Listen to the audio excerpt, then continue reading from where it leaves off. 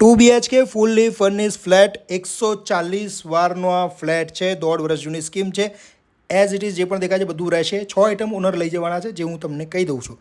એક TV honour લઈ જવાના છે. આ છે તમારો બેલ્કની એરિયા. આ ઝૂલો જે દેખાય છે એ ઓનર લઈ જશે. ટોટલ 252 ફ્લેટ છે. 9 બ્લોક છે.